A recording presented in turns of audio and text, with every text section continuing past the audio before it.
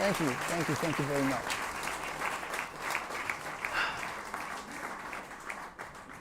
People you already know, opportunities you already have. That's what I'm here to talk about today. And about freedom and how you will have it, but not for long if you don't choose your own problems. See, I recently wrote a book called Pushing Past the Norm, Sidestepping the Mind Game of Life. And one of the first chapters that comes up is people you already know, opportunities you already have. Now, I want to help you, at the end of this, feel more prepared to take on life and to go beyond your own limitations. Right now, I guarantee that you already know someone who can unlock the missing piece to the goal you want to achieve, the ambition you have, the dream. And in order to do that, there are a few ideas you need to have in mind. And one of those key ideas is understanding that the people you already know are the opportunities that you're looking for. Now, for those of you that don't know, I'm the oldest male of 18 siblings, 9 on my father's side, 9 on my mother's side. And my father, by the time I was about 8 years old, had full-blown ALS. Remember the ice bucket challenge? Lou Gehrig's disease, kind of like Stephen Hawking, except he wasn't rich. He was an immigrant from Mexico. And my mother was a runaway child who ended up having 9 other children that she ran away from. She was never really around, herself a runaway from home at a young age. Eventually ran away from her kids. And ran away through pharmaceutical drugs, Paxil, Zyprexa, you name it. Eventually it landed her in prison for other reasons. I don't want to get into it, but suffice it to say that I've had every excuse thrown at me why I should hate life.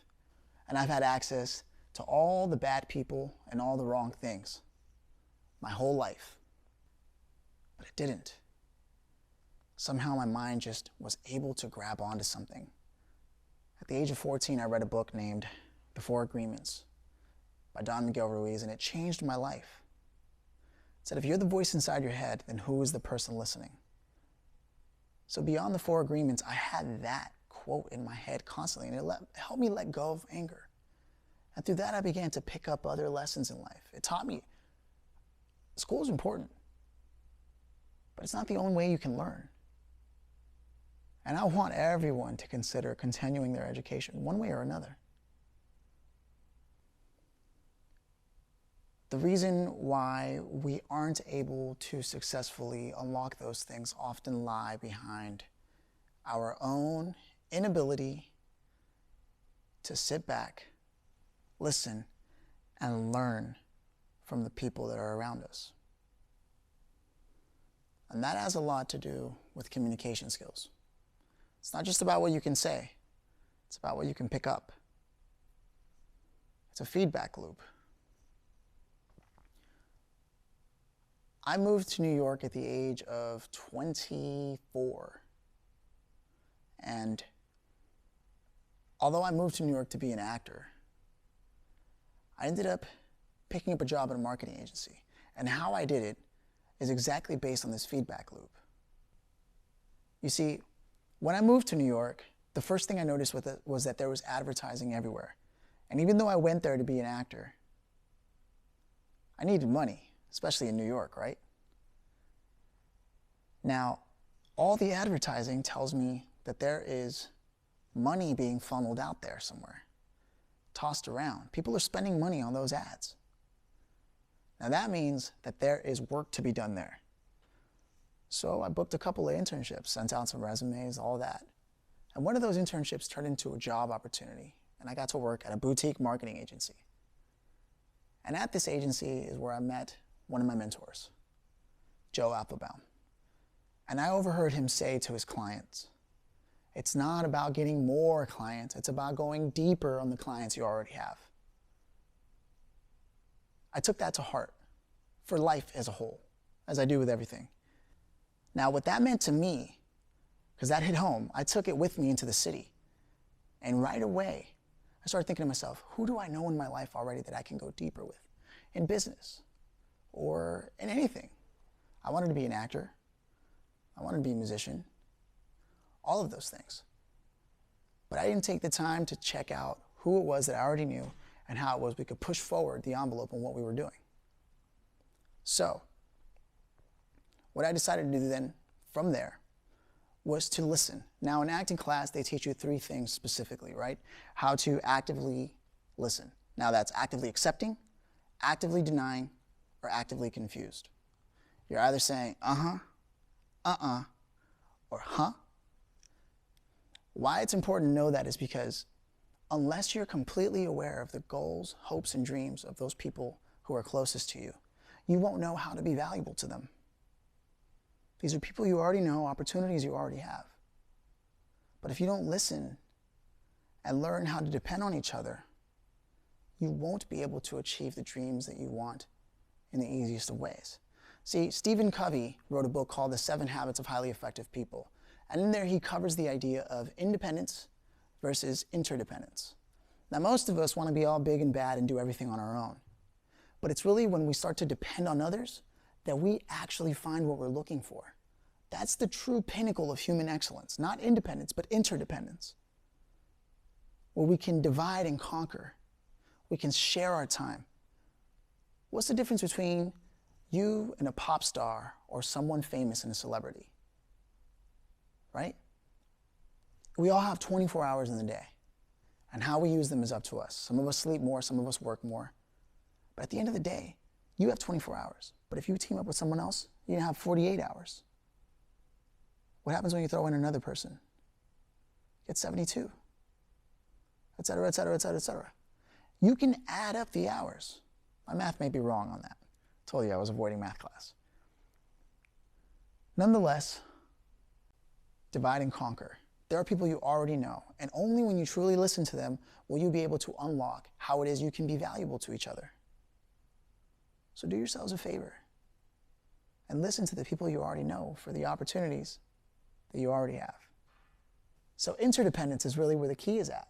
And in order to do that, you have to learn how to listen well enough to understand how it is you all fit together.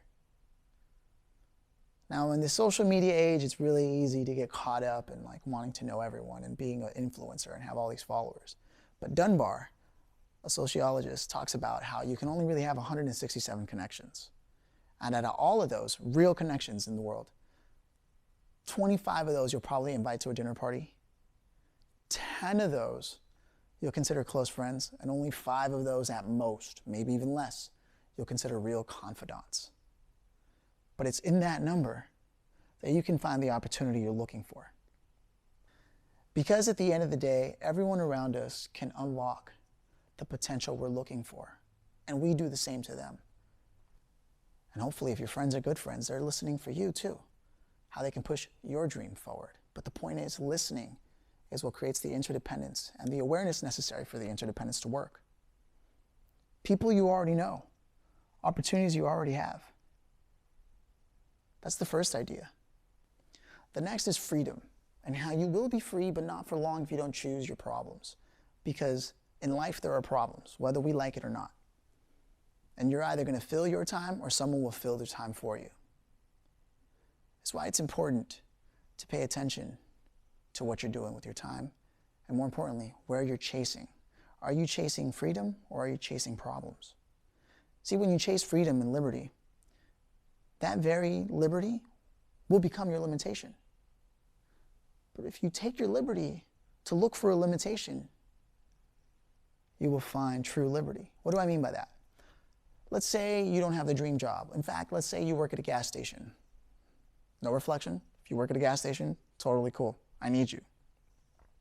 What I'm saying is, let's say you work at a gas station and it's not your dream job. And so you keep the bathroom locked and say it's out of order just to avoid having to clean it up later, right? Taking a liberty, eventually this will become your limitation, because what happens if someone finds out and they fire you because you weren't doing your job? Well, now you have a limitation. Now you're strapped for cash. The same thing happened to me when I was in school and I avoided all math classes. And it was because I don't like it. But it's my very avoidance of those classes. I remember Mr. Robinson First day of algebra, somewhere in high school, I think it was 9th grade. You're all gonna hate me or love me, and when you get an A in class, you're going to say, I got an A in class. But if you get an F, you're going to say, the teacher gave me an F. But if you get the A, you're going to say, I got an A in this class. You have to take responsibility for your own actions and realize that it all comes from you. I heard the speech and never went back to class. But it's true. At the end of the year, because I continued to avoid these classes because the teachers gave me enough because I was avoiding it, I ended up becoming limited by the very liberty that I took. And now I had to do extra work just to make sure I could walk the stage and graduate. My liberty became my limitation. I was free, but I wasn't for long because I didn't choose the problem to have. But if we try to look at life as, look, there's going to be problems no matter what, so we might as well choose the problems we want. For example, I get to have the problem of sharing these ideas with you. That means planning, organizing, making sure I'm saying the idea the right way. Those are problems I get to have. I got to choose them. If I didn't fill my time, someone else was going to fill it for me. And this is why you're free, but not for long if you don't choose your own problems. Whatever you do, take a stock, an inventory of your life and the types of problems you want to have, and you'll find that that very limitation is what's going to set you free, because now you get to be curious and investigate and make progress into something that actually matters to you. Because in life there are problems, but there are either problems you chose or problems that get thrown your way because you didn't choose your own problems.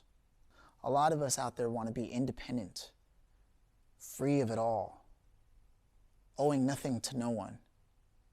But that is not how we get ahead. It is interdependence that, once you hit the real world, becomes the most important element to your success. But in order to be interdependent, you have to understand your own value and the value of others. This is why it's people you already know, opportunities you already have.